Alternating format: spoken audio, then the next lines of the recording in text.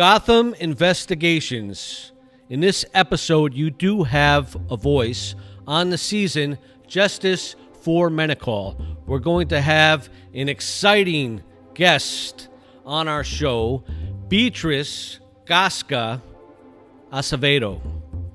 In 2017, she was named 1 out of 100 female human rights activists in Mexico.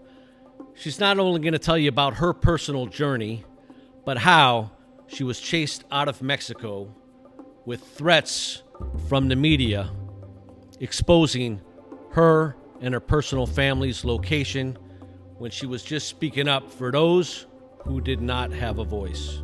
I hope you enjoy this episode.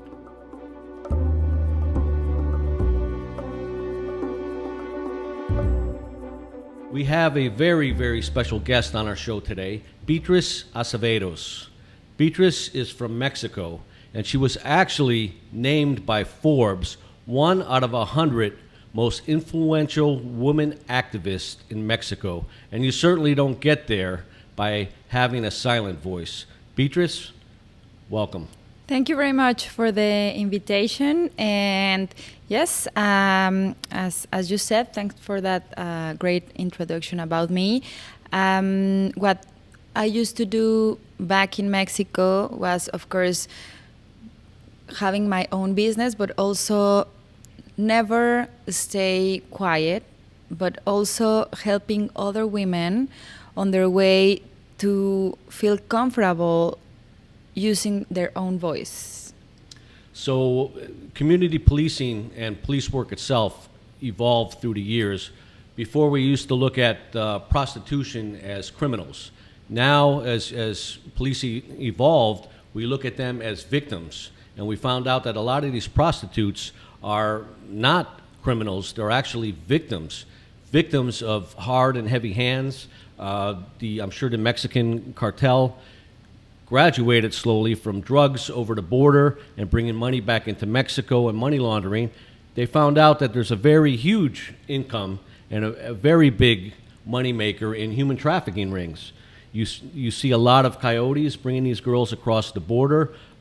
Sadly enough, a couple days ago, 46 people were found dead in a U-Haul truck coming across the border from Mexico. And we're not talking about adults, we're talking about young children, babies, some of them without parents. Where do those kids end up when they get here if they don't have any parents, no family?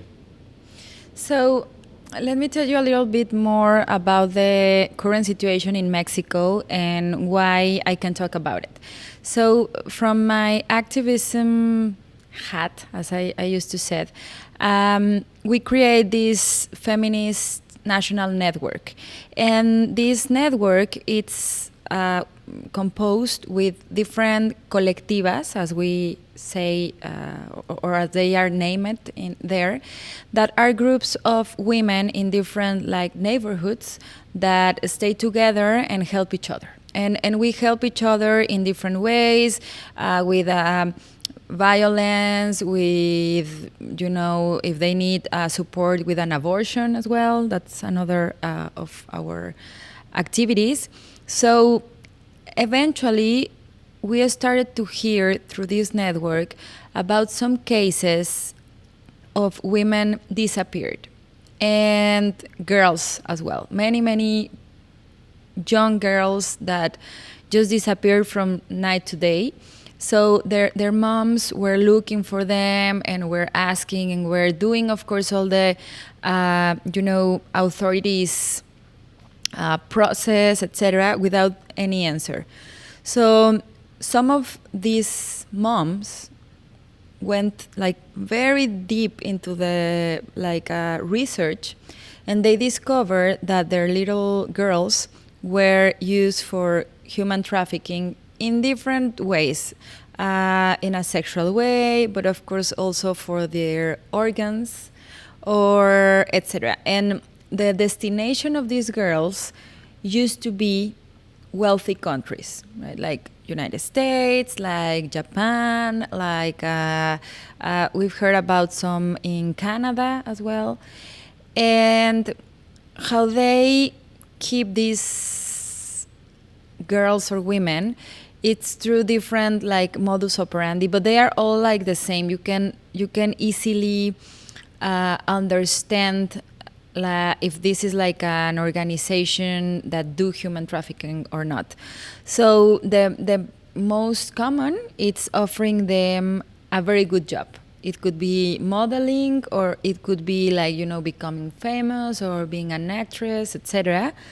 The other one, it's literally involving them into a relationship. So these girls, these women, felt in love with the guy, and they do anything they ask just to demonstrate how much they love them. And it's important into this point just to make a parenthesis, because this is very related with patriarchy. So in the theory of patriarchy, women are taught to please the men. So that's like in this idea of pleasing them, they can do a lot of things that are wrong. There's another data that I want to share with you and your audience. That is, I think that 80% of women in jail are there because of his partner. So the partner, I don't know, it's like a drug dealer, and they help them to do like the act, so they go into jail. And it's important, because we need to start changing the way we think about these women committing like doing wrong things. Sometimes it's not only their fault. There's a lot of education around us, around our world, that take them to do these things. So, once they are like robbed by these guys, they normally are transported in commercial airlines or into very common ways of transportation, and they kept them with the use of drugs, or, as I said, like with this type of manipulation at some point. So this is happening from my experience a lot in Mexico. I think if we are not the first, maybe we are the second country with this kind of terrorism at some point. And I think it's very important that people and citizens in United States might be aware of this, because the survivors or the victims of these things are like very near from our lives. So how do you relate women in Mexico, say, to compared to women in Afghanistan or some of these Middle Eastern countries? You mentioned the how they have to be pleasing to their men. Is that taught in church? Is that taught in home? Do they even have like a family member that they try, you're going to marry this guy when you get older, and that's just the way it is? Or can they fall in love? Yes, I see a lot of parallelism between Latin American women and Middle East women. So, for example, the Latin Americans needs to ask sometimes like for permission to a man to do something, right? Like daughters to their fathers to study or things like that. That happens a lot in Middle East as well. Of course, the marriage is not your decision. It's a decision of a business made between men, etc. Something that happened a lot also in Mexico is these girls getting married at a very young age, 12, 11 years old. And this happens mostly like in the regions that are not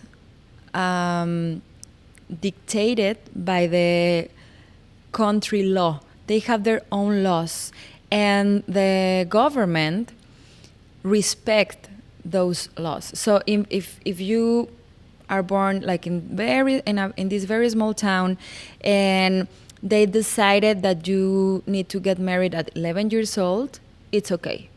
Nobody's going to jail, is not persecuted, etc. This happened also a lot in Middle East. And another thing that is happening more and more, the last year, I remember, I think it was October or November, I was invited to the Women's Forum for the Economy and Society. This happens every year at the Louvre in Paris. And most of the content was about women persecuted by the Taliban, which I know it's terrible and it's something we also need to pay attention to. But how they were telling their stories, their testimonies, it's very similar to all the stories I've been hearing in Mexico in the last 3 years, since this new communist government arrived to the power. So what they do, it's first they attack you in different ways. In my case, I was attacked mediatically, like my name and all my personal data was exposed big time, And that was because you were speaking up. Yes, and that was because I was helping these moms of women and girls disappeared to do something else in order to get attention to take care of their cases.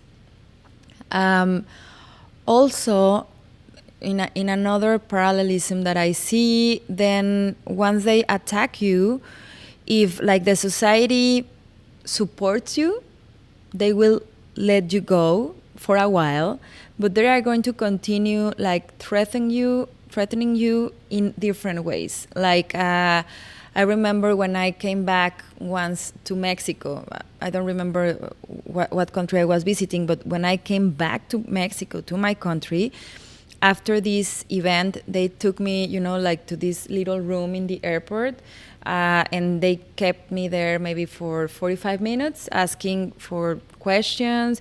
And this happened, when you arrive maybe to United States, coming from America, from Mexico, etc. They review your migration situation, etc. But not when you arrive to your own country. That's quite rare, right?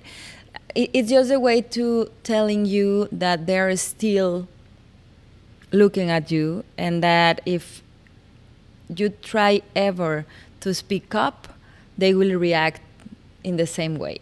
So the Taliban and the communism in Latin America are quite similar. They do the same things. And I think the difference, or why we are not aware of the situation, is because the women that are being treated this way in Latin America, of course, they are scared to speak up because they threaten you with your family, with your children, with, your mom. I remember my mom receiving, letters saying that I will be killed, and that her grandson will be killed as well, my son, etc. So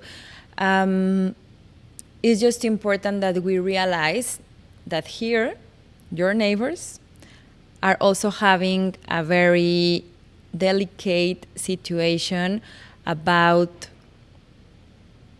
human rights.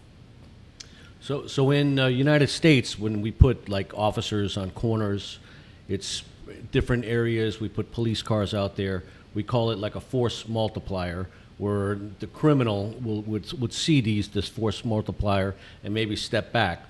But in Latin America, like Mexico, it's a whole different environment. The force multiplier belongs to these, guerrillas, belongs to this drug cartel, belongs to these human trafficking individuals, and they literally control the government with threats, is what you're saying. But they literally control the police department, where if they don't listen to them or they need to do something, they could find themselves or their families dead. Is that correct? Yes. And here I want to share with you a testimony of one woman that was actually captured in the north of Mexico. She's really pretty, and she receives this offer to become a model in Asia. So she accepts, everything seems to be right. It was not. It was human trafficking. So she stayed in Japan for 8 years, I think. And then, of course, she was like, they offered her, or they gave her a lot of drugs to keep her, you know, like as a slave, basically. So one day she runs away. She got lucky. And related to your point is that she was not able to came back to Mexico, to her city, because these guys were the owners of the city. Still, while talking, they're still like the most powerful men into that city where she was captured. So she asked for asylum in Canada, and now she's having a great life there. And of course, she speaks up now about her situation, etc.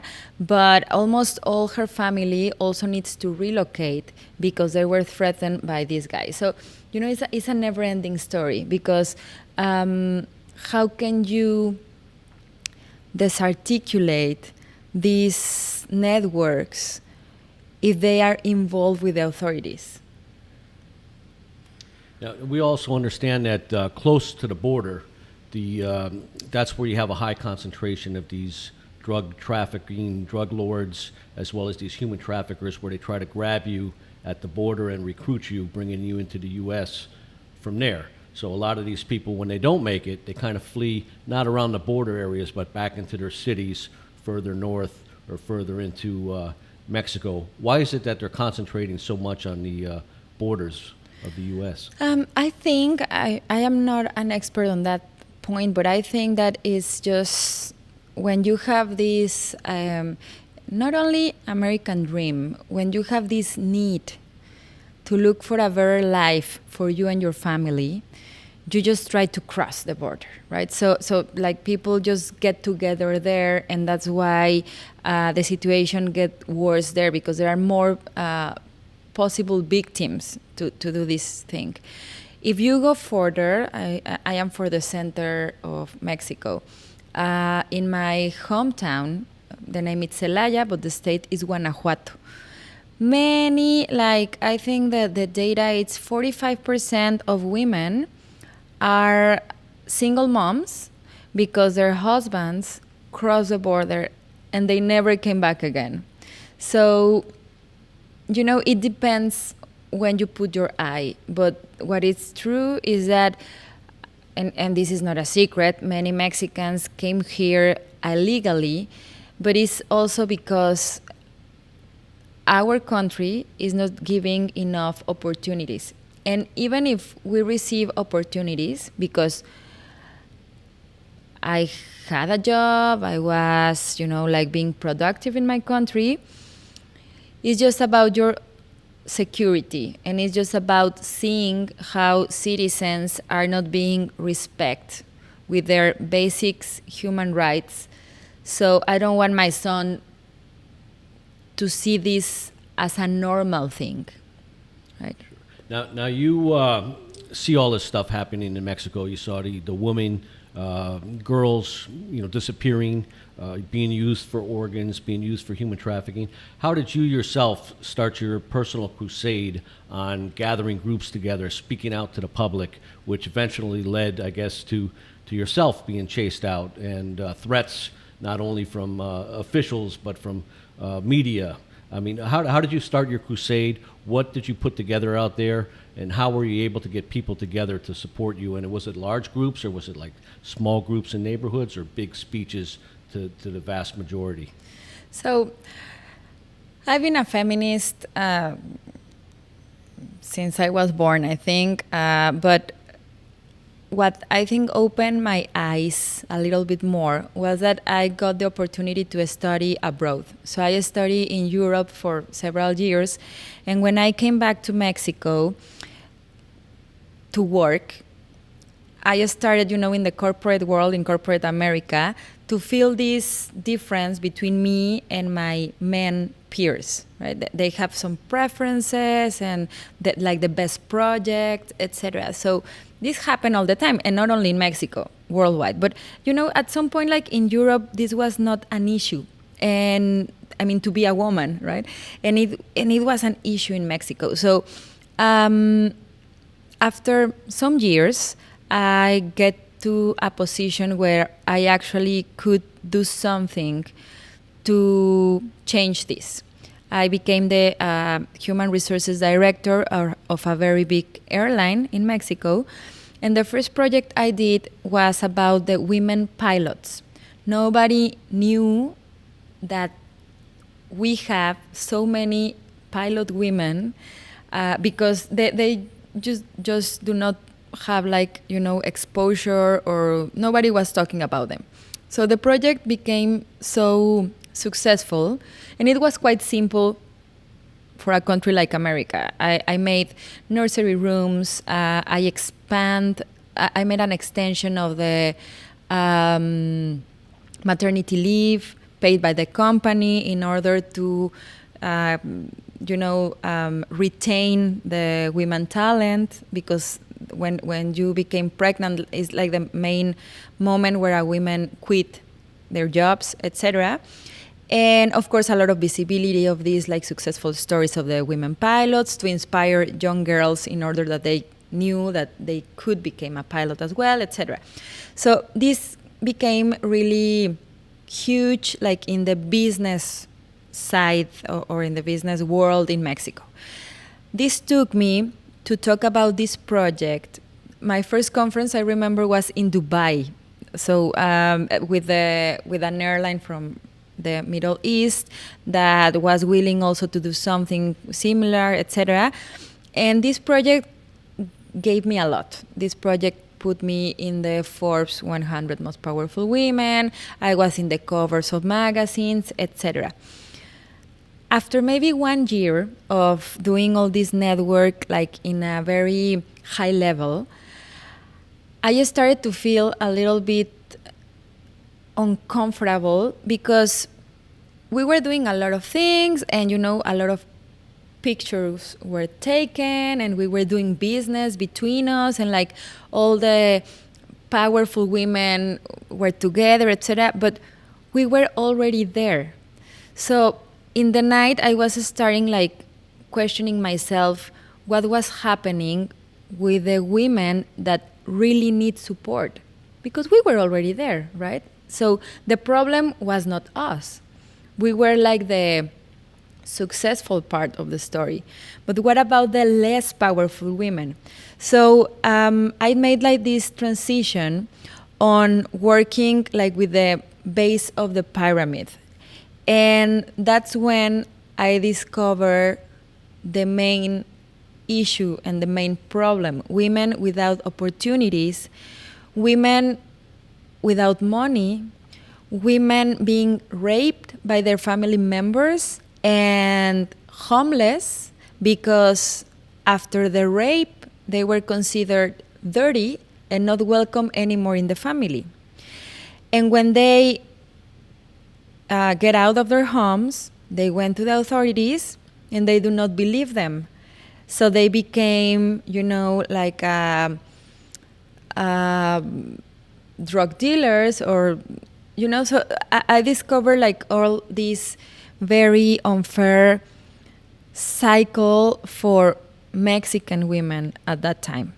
So I create this group, first a small group, where my idea was to connect business women with these girls and women, because I believe that economical independence is very important in order to not become a victim of all the things we've just talked. So my idea was that, for example, if I own a company and I have some labor opportunities or work opportunities, I will rather hire these ladies instead of others, just to do all this sorority between us. And it works, but I wanted more. So I discovered these colectivas that happen a lot in Mexico. And actually when the pandemic started, what we do in the colectivas, just to explain a little bit, is a group of women that helps women like on their entourage in different types of situations, bad situations, right? So, but well, not only bad, because we also became really good friends actually at some point. But during the pandemic, we saw an very high increasement of these kind of situations, and we decided just to get more organized to help these mothers of disappeared women have more power and more visibility in order to the authorities to take care of their cases, right? So we organized a march that was, I think, the biggest march until now in Mexico City. There were like million and million of people marching. We were giving visibility to the testimonies of these moms, of other women that were survivors from different types of violence, etc. And when you hear from their own voices that this is not a creation or is not an imagination, when you hear from the mom that lost her daughter, how was her experience? Or when you hear, I remember a girl that when I interviewed her, she was already 18, but she was raped when she was 15 years old. And she was working into a restaurant in the center of Mexico. Hidalgo is the name of the city. And she was raped because she stayed until, I mean, she was like, that day she needed to do the dishwash of the restaurant, and she stayed with a partner, and the partner raped her. She quits the restaurant, and the next day she came back to tell her boss what happened, and the boss gave her 500 pesos, which is like, let's see, $20. And he said, like, come on, you already take a shower, take this $20 and do not show up again here. $20 is what for many men cost to rape a woman in Mexico, right? A girl, in this case, she was 15 years old. So, well, the story goes very far away, but those were the victims that we were giving voice. So everybody put attention to this situation. And we started to grow and to listen to more stories and to understand that almost every woman it's been at some point violented, and maybe not sexually or physically, but professionally, economically, touched without permission, you know.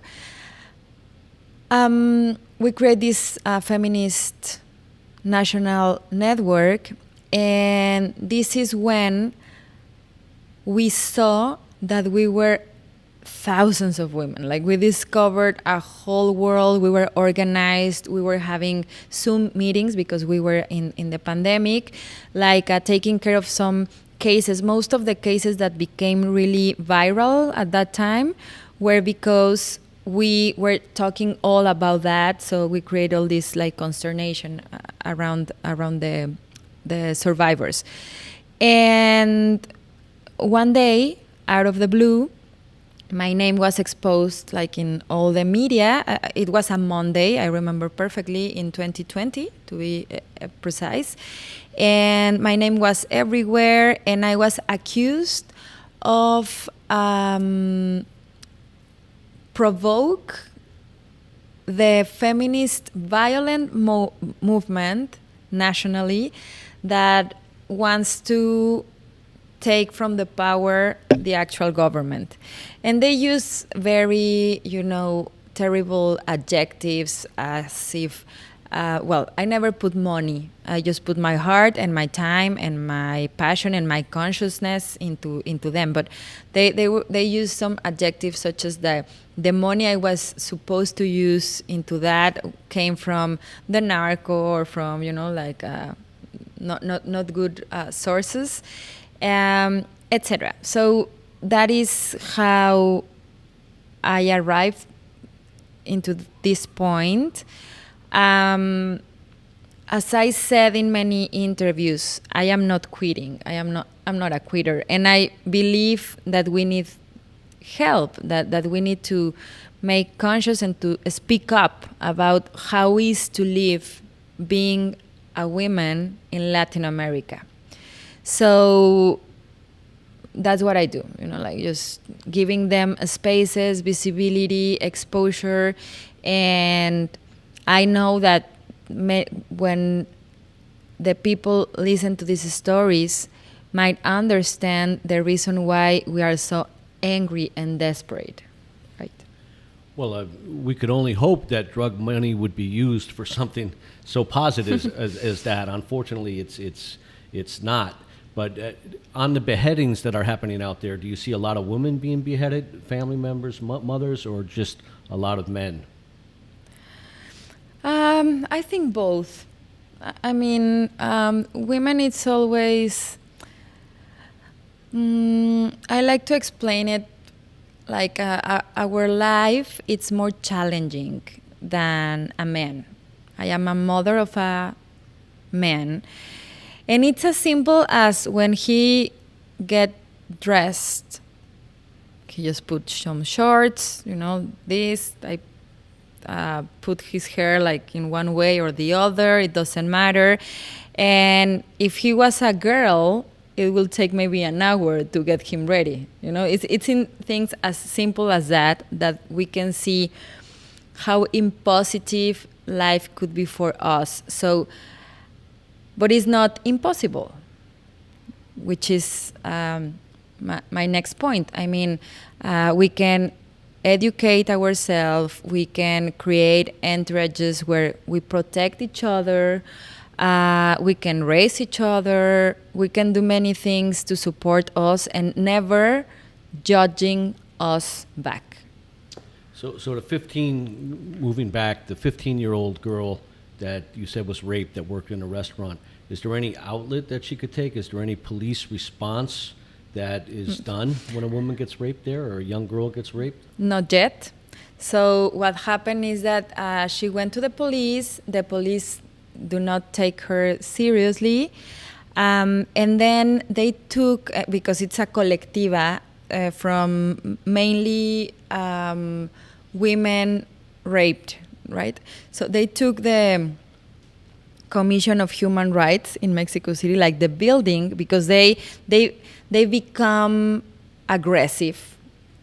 I think if that happened to me as well, I will be really so mad as well, right? So they took the building, and even with that action, his case until now is not being processed.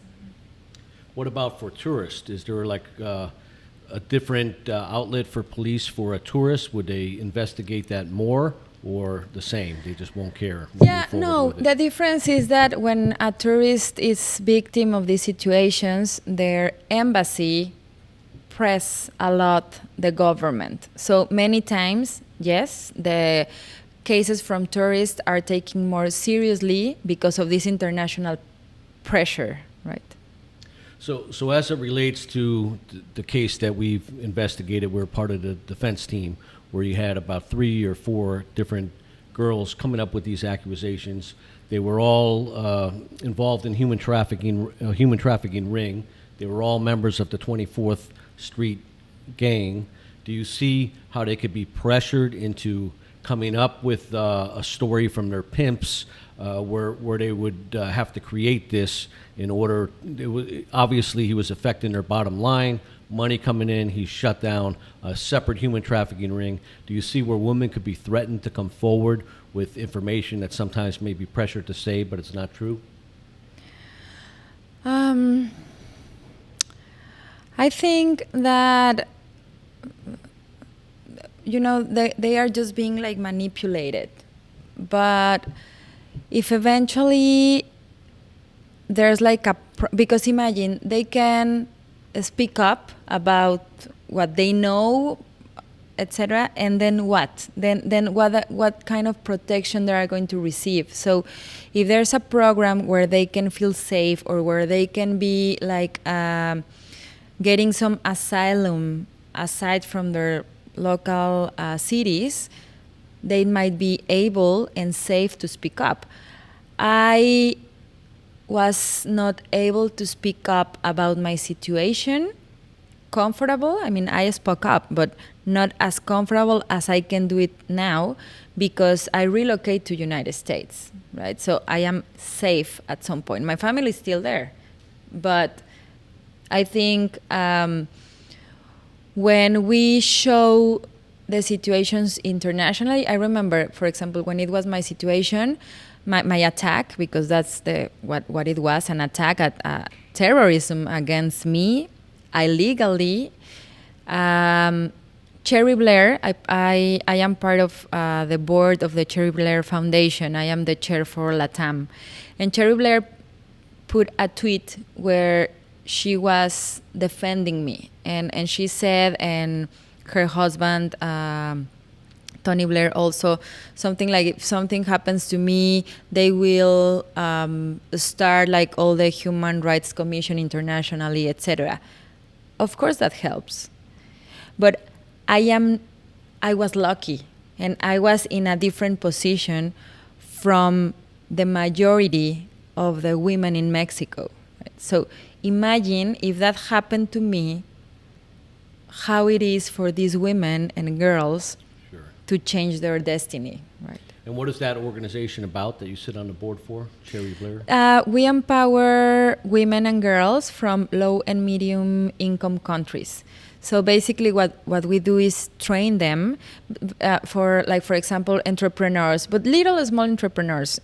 Again, and sorry to talk about too much about Mexico, but it's my country. So in the south of the country, we have all these indigenous women doing handcraft. And you saw them selling their handcraft, like in the street, etc. What we do is to teach them how to sell it better.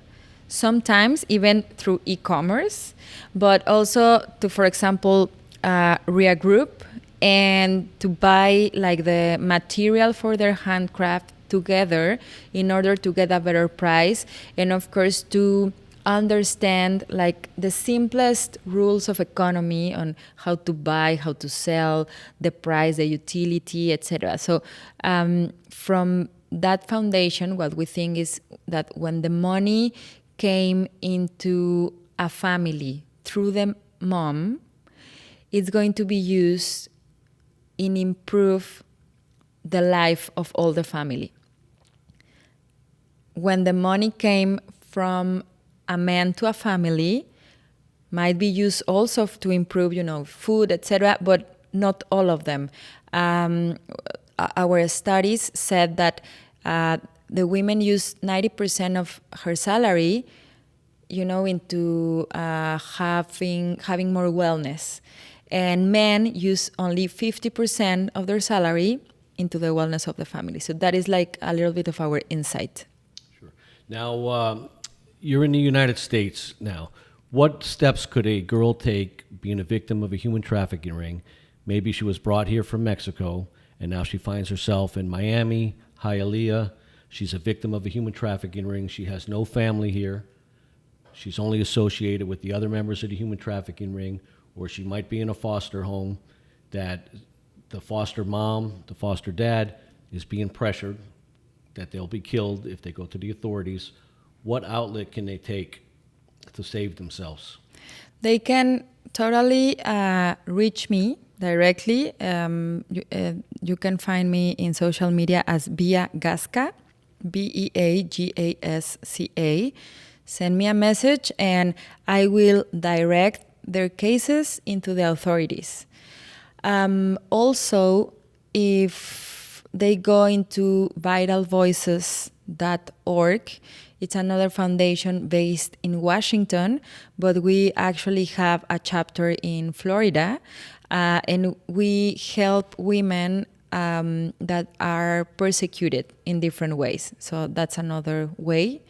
And also the Traveler Foundation, as I said, I am going to try in the near future to create sort of a colectiva here in Miami in order to get them like closer to all this information. Just that you know, I collaborate now with the Mexican consul in Orlando, and they told me that they were receiving a lot of cases about violence, physical violence. So we thought to make, like a brochure, printed, etc. But as they are observed by their abusers, you cannot do anything so visible. So we are writing in hand, in regular sheets, like the address or the telephone, in order that they can hire the information and call us when they are safe. So, but for all the victims that are in this situation now, just that they know that activisms exist and that if we receive a notification, we are going to take care of it. How do you respond to, like, if you're in a military facility? Recently, we had a case with an Afghanistan family, a family that came down from Afghanistan. The wife took the kids, tried to run off. She went back to a military base, and the kids got pretty much raped inside the military base. Sexual assaults, they really haven't done nothing, the military there. Of course, they separate them, they put the hands down, but there's really no law enforcement going on in those places. So now you find yourself coming from Mexico, you're in a military facility, and your child gets raped there. What can these individuals do? Vital Voices. Vital Voices do exactly that. They help escape this kind of women and children violented, and they relocate them into a safest place. We have many successful stories of people from Afghanistan, women, relocated in London, and they get them a job and a new life to start outside of that. I mean, it will be awesome if we can change the world, right? But we are not going to take away the Taliban now, right? I hope it's going to happen soon. But what we can do, you and I and all the people that are listening to us, it's donate to these foundations that are taking action and that also have the contacts, because they are internationally linked, to can do this thing without putting the victims into a more conflicted situation. So you're a regular citizen. Obviously, you have the experience in identifying, a victim of human trafficking. What are some signs that, say, a neighbor or an individual in a grocery store could be alerted that this could be a victim of human trafficking, whether they're with somebody that just doesn't belong or their actions? Are there any signs that they could look out for, that they could alert authorities and say, possible this could be somebody that's a victim of human trafficking? So I think the best way to identify that is to observe. When I used to work for an airline, they told us just to observe like the passengers, and you will see immediately which lady feels a little bit uncomfortable, if the entourage or the people that is with her, it's similar or not, if they look like from a different country than their companies, or if they are a little bit sad, or if they are trying to saying something through her eyes. I think that as human, we all know when something is strange. I will also add that we can always ask, right? Are you okay? Do you need any help? As I said, it's better if you pass like your number or your contact. into something that she can hire just to contact you. But always, we also, and this is kind of weird, I know, but I've learned that we need to respect the process of the victim. Sometimes they are not ready to escape or they are not ready to talk. And we just need to respect that because we don't know what's going on her head or if they are being threatened through their family members, etc. But yeah, if you saw something weird, just give advice to the authorities. So obviously, the basic ingredients law enforcement would look for is a description, tag, if you can get a tag off a vehicle that this young girl and even sometimes these young men would get into, any information that you can give authorities. B, you're going to find that, unfortunately, your work is cut out for you because just because you're out of Mexico, the United States, and especially Florida, Miami, Hialeah, has huge amounts of victims of these human trafficking rings, and they're actually going after foster home children, young children that they find on the streets, gang members that unfortunately they feed these girls through their drug addiction, and that's how they draw them in, and they constantly give them drugs. And a lot of times they just grab a girl off the street and they inject them with heroin or some drugs that are addicting, and they just keep them in that room for a week, 2 weeks, and then they start using them for human trafficking and stuff. We certainly, hope that you continue your success and your voice for women. We're sure you're going to be a success story, not only continuing with the women in Mexico, the girls in Mexico, but now we have you in the U.S. and we're not going to let you go. Thank you. I hope so. Thank you so much, and thank hopefully you can appear on a future show and tell us some new organizations that you're opening up in the U.S. We look forward to it, and we thank you very much.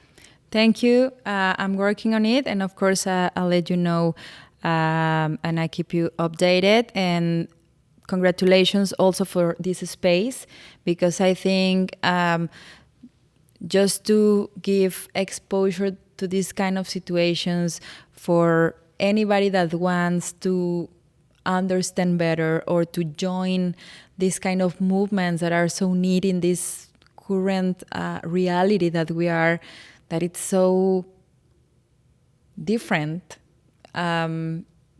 It's also a way to be activist. So thanks a lot. So when we do a lot of investigations for these defense teams, we not only try to come out with helping the defense on their cause, but when we see these things like human trafficking, prostitution rings, drug rings going on, we also try to find outlets for these people to turn to, and it's just so terrible to see them caught into this stuff.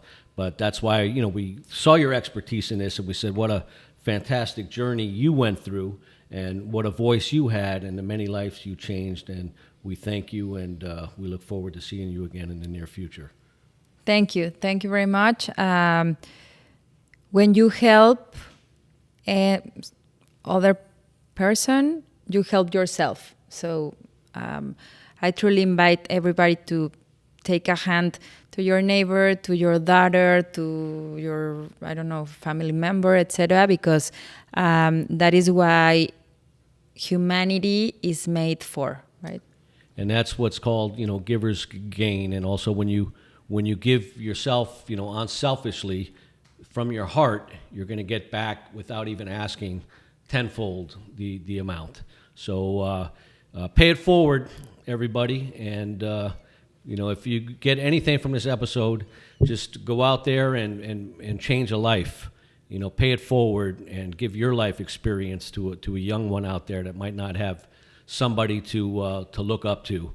You are that person they could look up to, and you can change a life. Are you a fan of our show? Do you like our show? Then comment, hit the like button, and subscribe, or you might be the next one we investigate.